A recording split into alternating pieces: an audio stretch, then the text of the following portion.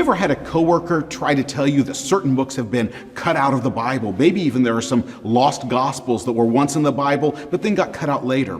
Or maybe somebody's tried to tell you that the person who really chose the books of the Bible was the Emperor Constantine the Great. Well, in the series, How We Got the Bible, you'll learn these things and a lot more.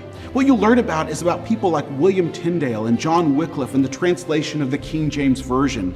You'll learn about why we can trust the text of the Old Testament and how it was brought together.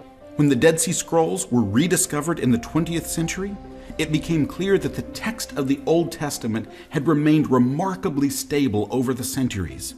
In fact, a scroll of Isaiah found among the Dead Sea Scrolls was copied more than 100 years before Jesus was even born. Yet the wording of this scroll of Isaiah agrees in almost every detail with the Masoretic texts that were copied 1,000 years later.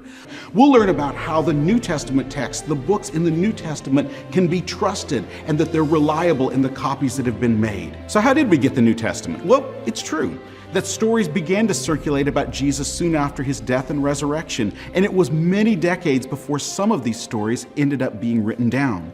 But this was no telephone game where they were embellishing and fabricating these stories.